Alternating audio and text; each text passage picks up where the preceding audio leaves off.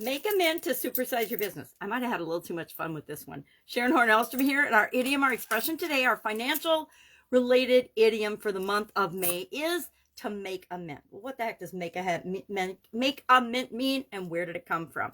It has been around since 269 BC, so it's a relatively old idiom and an expression.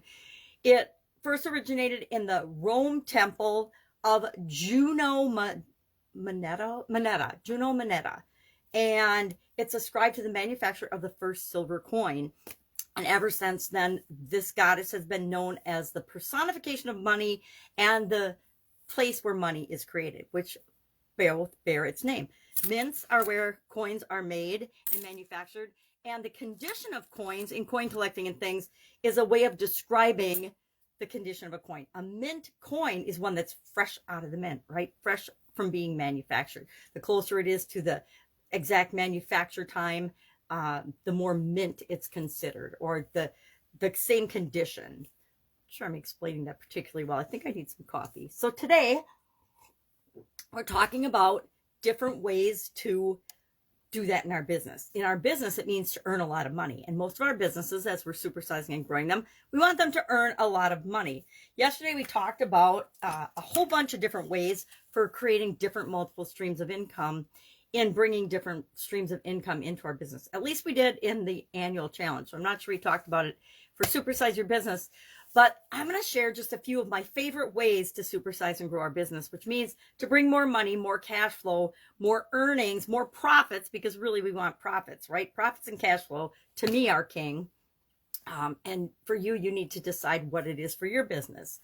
Some businesses exist to make an impact, to make a positive impact, to make the world a better place. I say we can do both. We can make the world a better place and make a lot of income, a lot of profits, so that we can give back and make the world a better place in different ways besides just by serving people through our business and the transformation or the problems that our business solves.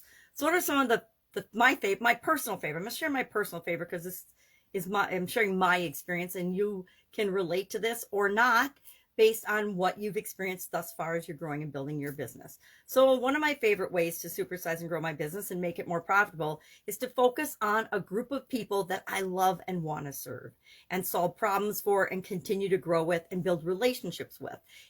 It gets to the point where you're attracting people to your business and you're not out trying to drum up business all the time or trying to get people to come to your business. You're not spending a lot of time and energy and money marketing and on advertising and talking to the masses. You're focused in on a key group of people that you want to serve. Finding ways to continually serve them and serve them better and build relationships with them makes it easy to earn a mint, to make a lot of money, because as people grow and encounter different problems, they're usually bigger problems. As we build and supersize our business, we have sometimes this false belief that, oh, when my business gets to this sales level, I'm not going to have to deal with problems or challenges anymore. And anybody that's actually done that, been there, done that, and built their business realizes that there's always change. There's always challenges. They're just different at the different levels as you're growing and supersizing your business. And you grow right along with your business in order to have the skills and abilities to solve those problems and challenges. So attract the people that you want to work with and love to work with and want to continue to serve. Create different levels of service and products for the customers that come into your business. There is no one size fits all. I love it when people believe that there's this one size fits all solution for anything, because there really isn't.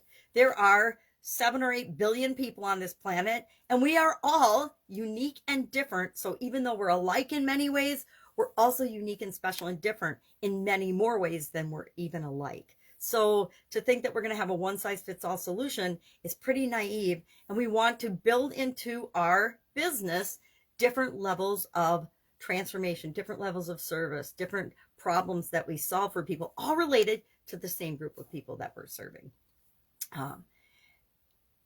Other ways to make a mint and grow your business, there's a handful of ways to supersize and grow your business, right? Once you get the foundation and the structure in place, but at some point, depending on the demand for your products and services and transformation and what you do for people, you may need to expand in other ways. Maybe you do franchising, an IPO. Maybe you license some of what you do. Maybe you teach other people to do what you do and you franchise that way, by certifying people in your way of doing things, etc.